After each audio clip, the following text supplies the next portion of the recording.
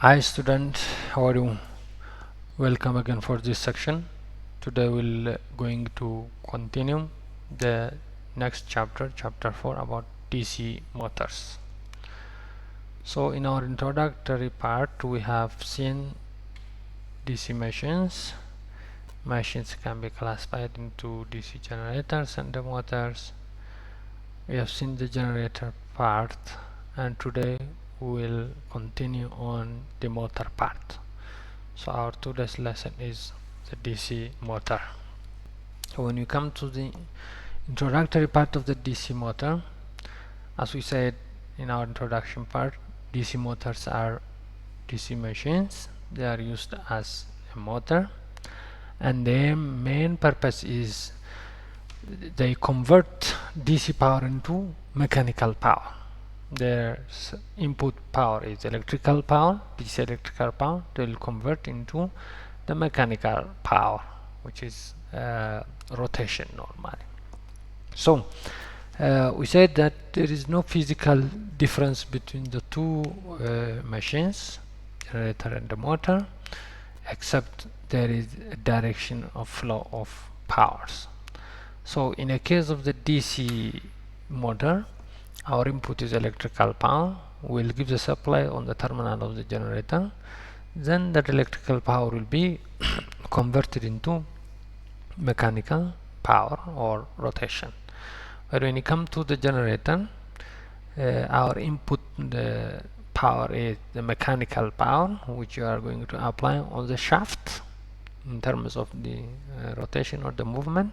Then that rotation is going to be induce the voltage in the stator of our DC machine. So from our terminal box of our generator we'll collect the induced voltage or signal from the generator. That is how their power flow is different, how they are different. So when you come to the DC motor, today there are a number of options out there.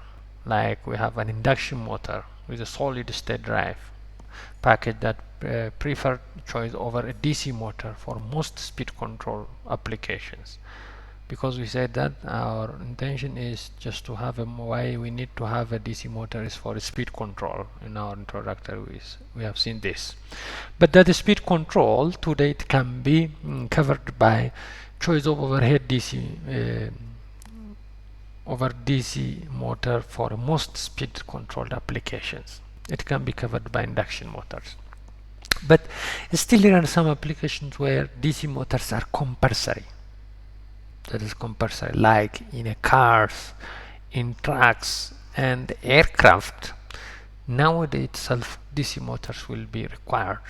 We'll see in detail at the last applications. So DC motors, they are often compared by their speed regulation. If you remember when you talk about the generator, generator comparison is basically based on their voltage regulation. When it comes to the DC motor, the comparison parameters based on speed regulation. Speed regulation is nothing but it is defined by no load speed of the motor minus full load speed of the motor divided by full load. No load divided by full load. This is in rad per second normally. And if we wanted to talk in terms of RPM, so no load speed minus full load of divided by the full load speed. That will tells you the character or the behavior of our DC machine with respect to the load. That tells you the quality of our DC motor. So this equation, there is a probability to be negative or positive when we say no load to full load. If no load is greater than full load, the regulation definitely will be positive, but if full load is greater than no load, it's going to be negative. What does that indicate? It indicates that a positive speed regulation means that a motor speed drops with an increasing of the load. Means when we increase the load on the shaft of our motor, the speed of our motor starts dropping. That is what it says. And when we come to the negative speed regulation, it means that motor speed increase with increasing of the load, which is the reverse of this one, the previous one. When we increase the load on the shaft of our DC motor, it will increase the speed of the motor. It will increase the speed of the motor. So based on the behavior of our generator, it can be positive, it can be negative. So the magnitude of this speed regulation tells you the magnitude. It tells you approximately how steep the slope of the torque speed curve is. It tells you the slope of the curve simply. I think you remember the steep, for example, if the curve if the curve is like this, we call this is the slope, right? So it tells you how the curve is steep, how the curve of our DC motor is steep. Then let us come to the working principle of this one, how it operates. We touched this also in the introductory part. Now to see it in detail, when the magnetic field and the electric field interact, they produce a mechanical force, or that is obvious. They produce a mechanical force. That force is based on the working principle of a DC motor going to be established. Let me say it again. When a magnetic field and electric field interact, they produce a magnetic force, and based on that working principle of a DC motor established. It means that principle of a DC motor operation is based on the interaction between the magnetic field and electric field. When they interact, they produce they establish the DC motor principle of operation. What is that principle of operation? It is based on the Faraday's law. We said that when a current carrying conductor is placed in a magnetic field, if you place current carrying conductor in a magnetic field, it experiences a torque and has a tendency to move. A tendency to move. What does it mean? According to Faraday's, for example, we have a magnetic field and with a magnetic flux. So if I put a conductor, carrying conductor, inside the magnetic field, and if that magnetic field has a current, I mean if that conductor carry a current, if it is carrying a current of I, he said that it introduces a force. He said it introduces a force, and that force, which is going to be BIL sine theta. BIL, the maximum force is going to be this one, so it is going to be BIL sine theta normally. BIL sine theta. So it experiences a force. Just placing a current carrying conductor inside the magnetic field. It is inside the magnetic field that produces the force.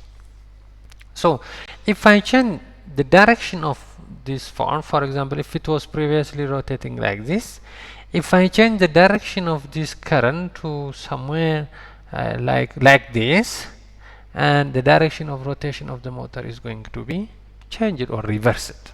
I think that we have seen it in lab also, how it is reversing the direction.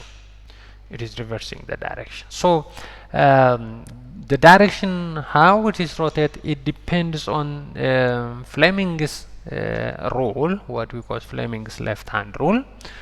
So what Fleming is the name of a person normally. What he investigated, if you put our hand like this, if our thumb indicate the direction of the phone, if we are this finger indicate the magnetic field, and if the remaining fingers or the middle finger indicate in the direction of the current, if the middle finger indicate the direction of the current, and the pointer finger indicates the direction of the magnetic field. The direction at which that force created or exerted, it is in the direction of our thumb. So this is the current carrying conductor. Current direction is like this. So we are showing that this current direction is the same as our middle finger direction, and the field is flowing this side, north to south. It is in the direction of our indicator, our finger indicator here. Then this is the direction across which the force is exerted. We call this Fleming's left hand rule. So the direction is based on this rule. So the force produced, or the force experienced in this interaction of electric and magnetic field, is directly proportional to current, magnetic flux density, and conductor length, like I said. So according to the Lorentz law, it's a name of a person who investigated this, the force exerted is going to be ILB sine theta, which I told you previously. This sine theta is the angle between the conductor and the flux density B, flux density B. And this is going to be maximum when the conductor and the flux are at 90 degree. When they are at 90 degree to each other, sine 90 will be 1. So the maximum force exerted at that time, which is ILB force, will be exerted. ILB force will be exerted. So the force exerted is directly proportional to the current, the length of the conductor placed inside the magnetic field, and the flux density, magnetic flux density inside the machine. That it matters. And it has a direction, like I said previously. That direction, it depends on Fleming's right hand rule. It depends on Fleming's right hand rule, and this is the direction where the current, the force is going to be created or exerted. Having said this, let us come to the equations we normally call voltage equation and torque equation. The internal generated voltage of real DC machine. So the induced voltage in any given machine, it depends on three factors. Of course, it is comes from the Faraday's law. To get induced voltage, three things are very important, or they are necessary. If you miss one, we'll never get the induced voltage. One, flux in the machine, magnetic flux density is a must. Second, speed of the rotation of the machine, there should be rotation or movement. And the third, constant, depend on the construction of machine parameter or machine constant, like number of paths of the current, pole of the current, and conductors in the machine. Pole of the machine, conductors in the machine, current path, we call them machine constant. So these three things are very important or necessary to get induced voltage. Like so how can the voltage in the rotor winding of these relay machines are induced? I'm going to just tell you or introduce you now. Now the voltage of the armature of a DC machine is equal to number of conductor per path times the voltage on each conductor. It means in our general equations of induced voltage, we know that voltage induced in the machine, V induced or E induced, we can say induced, or E, it is going to be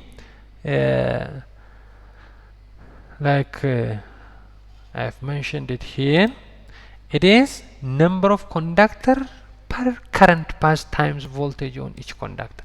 Number of conductor in the machine per current path.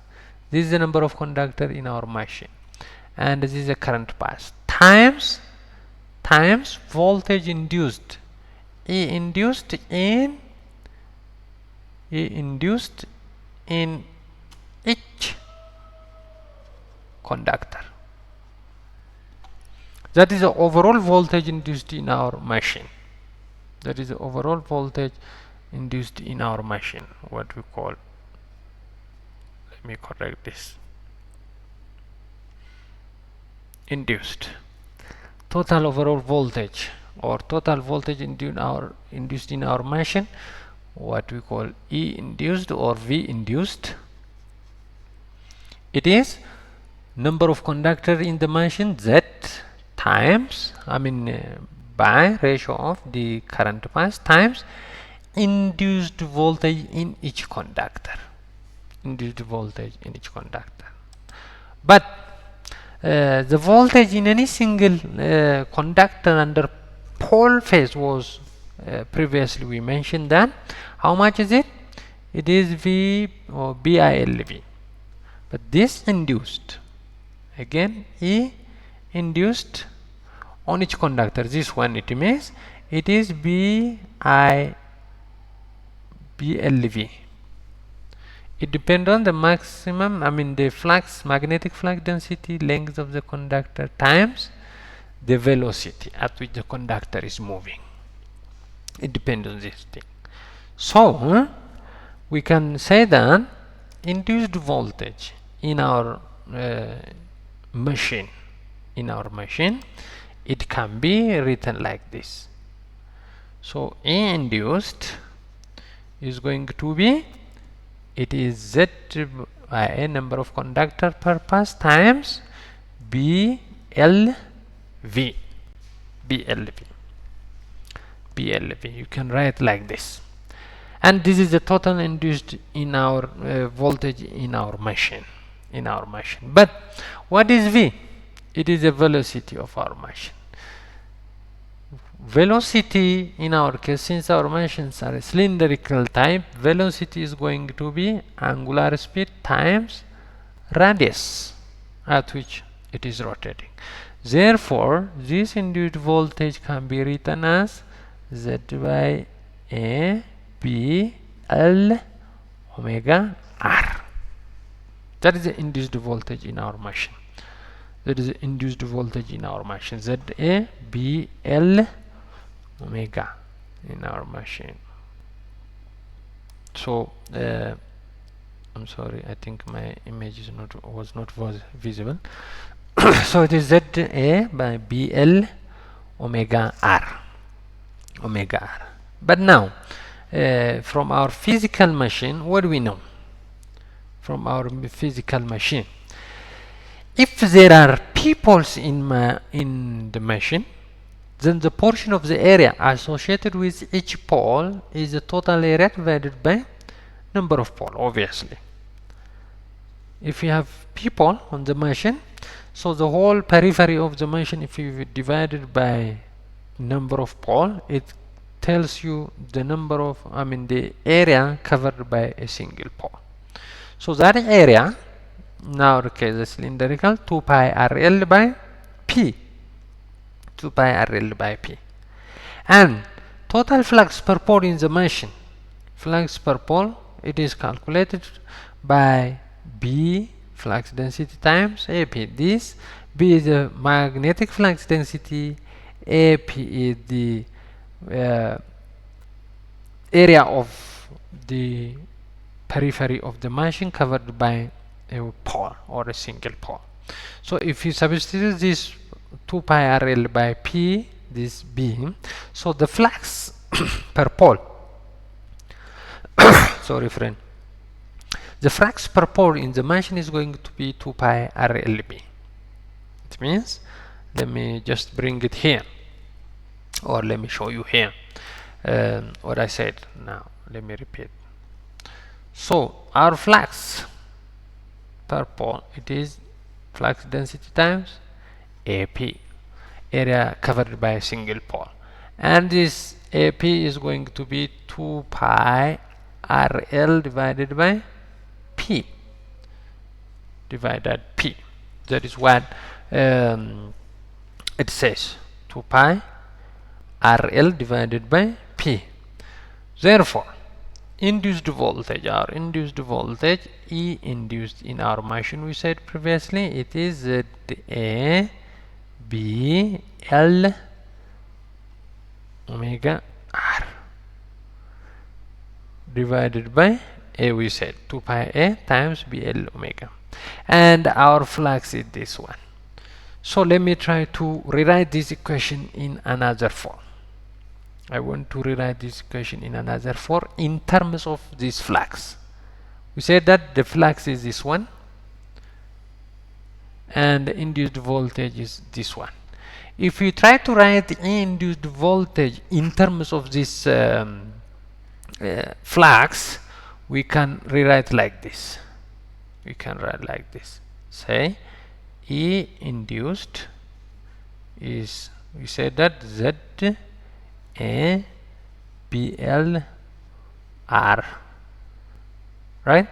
So if I write like this, see, rewriting Z P 2 pi A times 2 pi RL B over P times omega.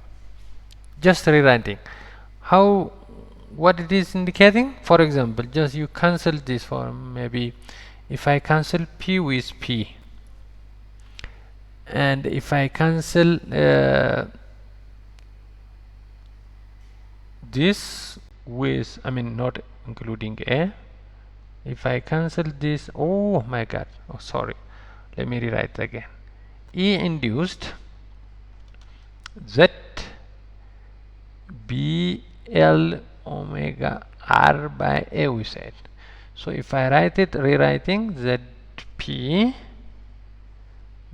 this is P divided by 2 pi A times 2 pi RL over 2 pi RLB over P times omega. See? So if I cancel P with P and this 2 pi with this 2 pi, is going to be Z, it's going to be Z RLB omega by A, which means this induced voltage, this itself. What I did, I am trying to rewrite it. But when you see this term or this component, what is this component? It is exactly the flux. Therefore, induced voltage can be rewritten as Zp 2 pi A times flux times omega. We can shortly name it K phi omega, where K is equal to, what is K? K means, this K means this term. This is going to be K, this one. So induced voltage is going to be expressed in this form. In what form? E induced, sorry, E induced is going to be K phi omega, where K is Zp by 2 pi A. That is the induced voltage. Total induced voltage in our machine. Total induced voltage in our machine, which is K phi omega. This one. That's the total induced voltage. But in a modern industrial practice, it's not common to express the speed in terms of rad per second, because here in our term we have omega and a rad per second, but it is commonly expressed in RPM, revolution per minute. So to convert into revolution per minute, we have to use this relation, and put inside this equation. I'm using internal generated voltage or back EMF. Sometimes it will be expressed in a motor case normally. So by using this relation, we can convert in terms of RPM to meet the industrial standards. So when we replace that one with this, if I replace this K5 is 2 pi by n, and solve for 2 pi by n, 2 pi by n, and then we'll get the omega will be get replaced. Okay, this 2 pi by 2 pi n, sorry, 2 pi n, oh sorry again, E induced. So the E induced, we say that is K5 omega, and this can be replaced K5 2 pi n by 60.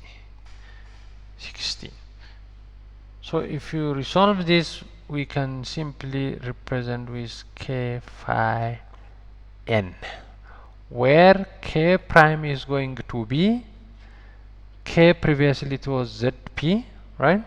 It was ZP. Now 2 pi is going to be 2 pi by 16a. 2 pi by 16a, where K prime ZP by 16a. This is a number of paths.